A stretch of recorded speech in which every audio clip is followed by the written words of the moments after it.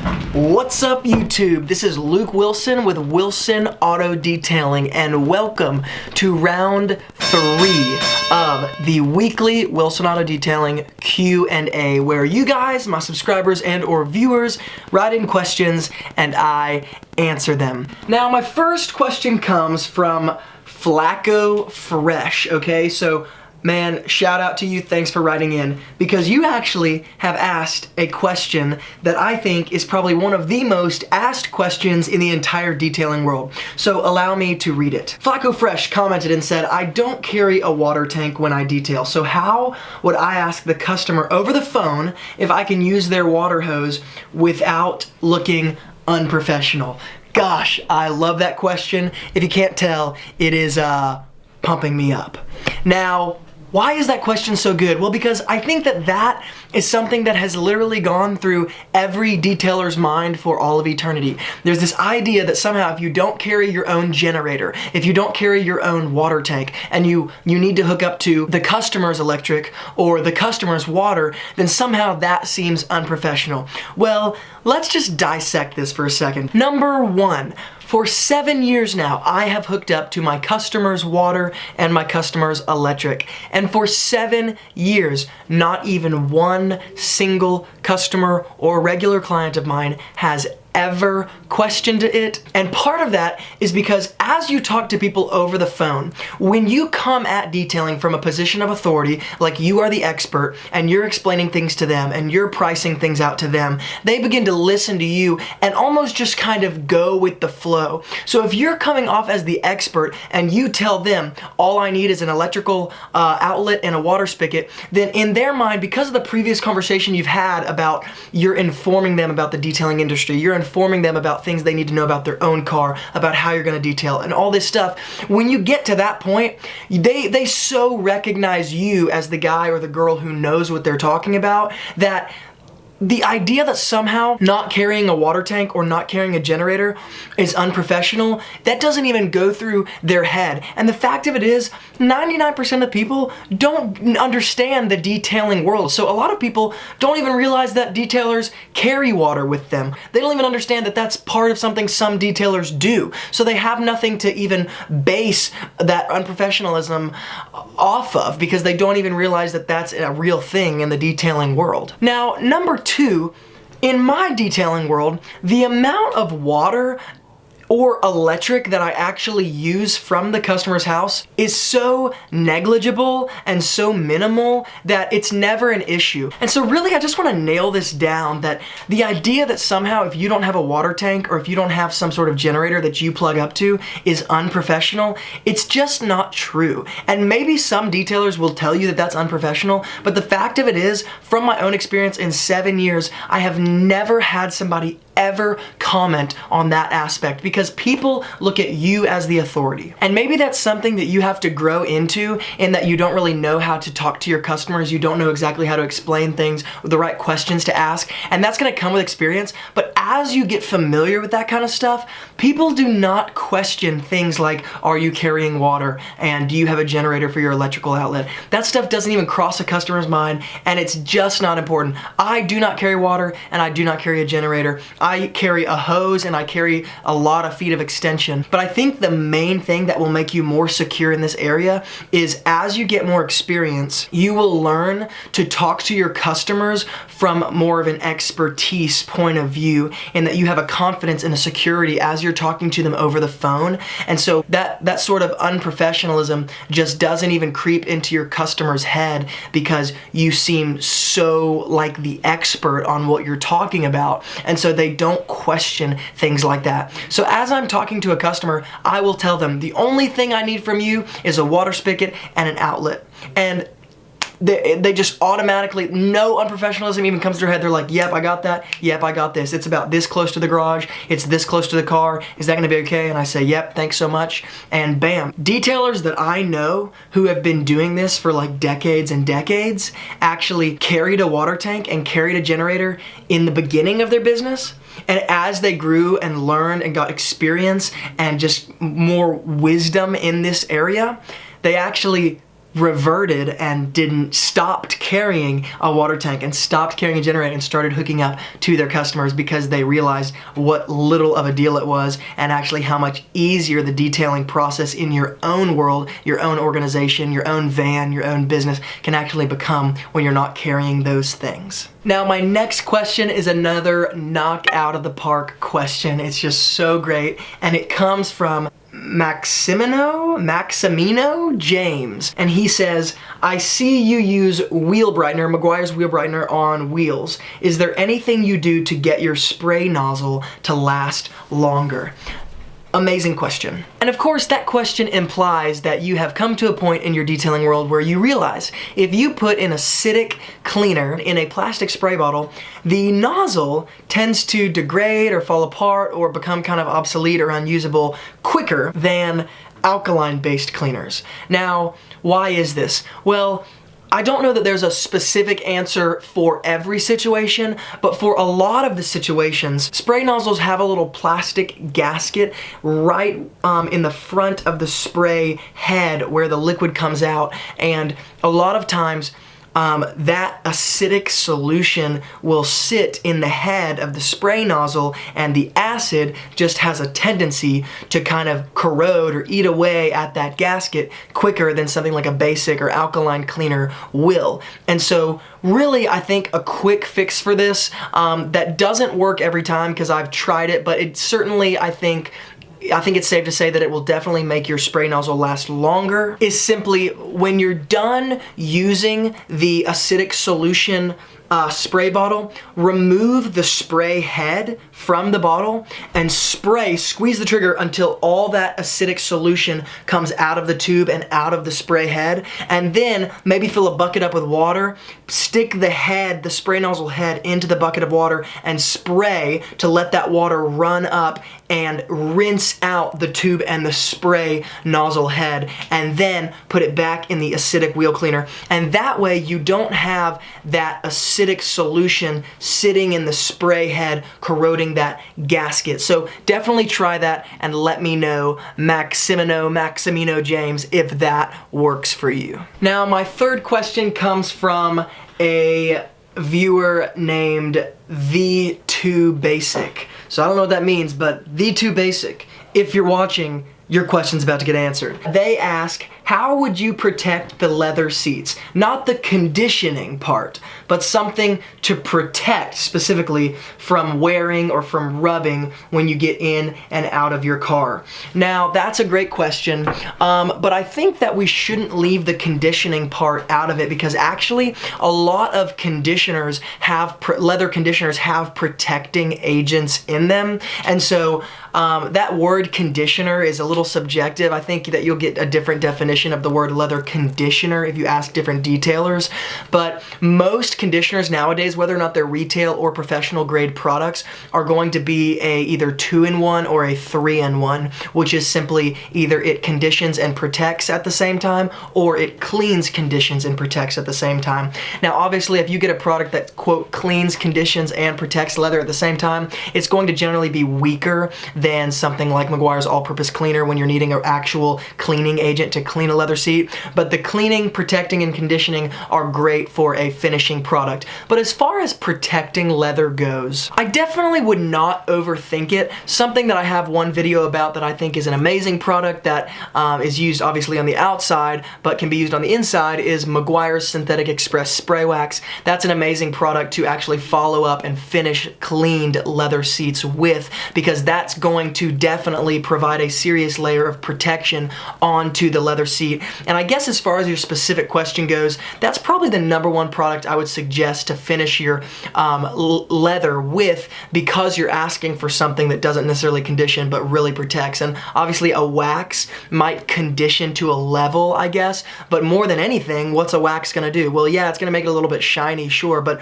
more than anything, a wax is going to put a layer of protection on it, just like it does the clear coat of the outside of the car. It's gonna going to protect from UV rays, it's going to protect from rubbing up against the seat when you get in and out. But ultimately, rubbing up against leather is something that everybody's going to do, and it can't really be avoided. So there's going to be a need to kind of regularly apply some sort of protectant in order to kind of keep that leather looking good. Now, the only other product that I would suggest that isn't necessarily a leather conditioner, but specifically kind of designed to protect interior surfaces, is a product called Meguiar's Natural Shine Protectant. I really love that product. It's great to finish all interior surfaces, but it's also not really a leather conditioner as much as it is just a protectant, and it can certainly be applied to leather seats. It's actually made with a certain level of Scotchgard, which is obviously a very famous like protectant company, right? Fabric protectant or vinyl protectant or rubber, whatever. And so it has a certain measure of Scotchgard in it, and that's also a great finisher, and I would say is probably more comparable and similar to the Meguiar Synthetic Express Spray Wax, because it's not necessarily a product that's designed to condition leather as much as it is a protectant. Okay, so my fourth question comes from the 209 series, so you know who you are, and they ask, can I condition leather seats with the Chemical Guys leather conditioner, and then on top of that, can I apply a spray wax? Definitely a great question. Now, I don't know too much about the Chemical Guys leather conditioner. I've never really used a lot of like leather conditioners from Chemical Guys, but I think it would be important to read the label, because once again, most leather conditioners nowadays are manufactured almost as a two-in-one product, being conditioning and protecting at the same time. And another kind of question that this comment and question raises is, what does conditioning leather really mean in the first place? And once again, the answer to that question is probably going to be very, very subjective, but I don't even know if you could Google an answer on that. They might tell you how to condition leather or why you should, but I don't even know that Google would give you an exact definition of what conditioning leather means. But I think probably the common consensus would be that conditioning leather would be to apply some sort of chemical to a leather seat or leather boots or a leather handbag that is going to sort of not just clean that leather to an extent, but also bring it back to sort of a supple, not too shiny finish as it was designed to be, but also kind of put a layer of protection that keeps it from drying out or cracking. And that end part there is probably the most prominent thing that people would agree on, that conditioning leather actually keeps the leather from drying out, cracking, and fading. Now, whether or not you would apply a spray wax on top of the leather conditioner, I think is kind of a null point. Like, it probably doesn't really matter, because if you're applying leather conditioner, it's probably got protectants in it that's going to keep it protected from UV rays, that's going to protect it to an extent from rubbing and fading. And so I don't know that the spray wax would be an essential part of that equation, but it's certainly something you can experiment with and get back to me on. And as an added note, I don't think the Meguiar Synthetic Express Spray Wax would clean away that conditioner. And so that might be another concern, is you may want to let that conditioner dry before you apply that spray wax on top of it. So that was kind of not an exact answer to that question, but we'll see how that goes. Now, this next question comes from Austin, and Austin asks, do you have any issues with Meguiar's all-purpose cleaner leaving behind a white residue or a residue of any kind? And also, when you're cleaning the interior with Meguiar's APC, what is your dilution ratio? Well, that's a fantastic question, and the answer actually is yes. There have been very few times in my detailing career when Meguiar's APC has left behind a white residue.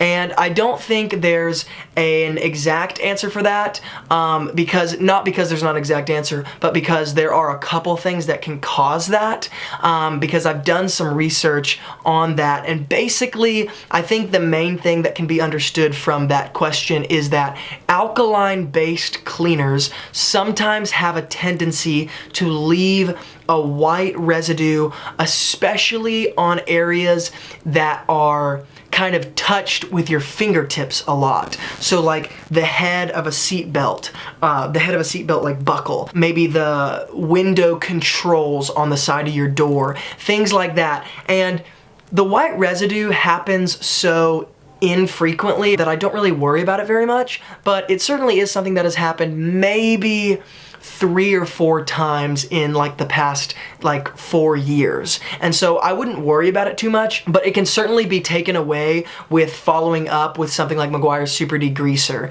It will take that residue right off and it's no big deal. But something else I would suggest is simply Super Clean. Super Clean Degreaser actually really, in my opinion, like will not leave any sort of residue behind, even when the situations where Meguiar's all-purpose cleaner does leave that white residue.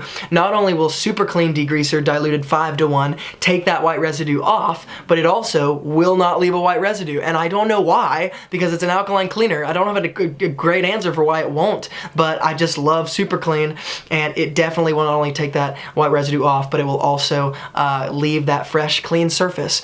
So I hope that helps. It does have a lot to do with the alkaline-based cleaners, but I wouldn't worry about it unless it's happening on like a very regular basis. And the very last question for this Q&A comes from Dylan Firestone. And Dylan asks, he said, I did a full detail on my car so that I could start practicing. I did a full wash, a clay bar, and I waxed my car. The paint was so smooth and looked great, but I noticed a few hours later that the paint was really rough like sandpaper. Then today I rinsed it off and I dried it and the paint became smooth again. How do I prevent this from happening again?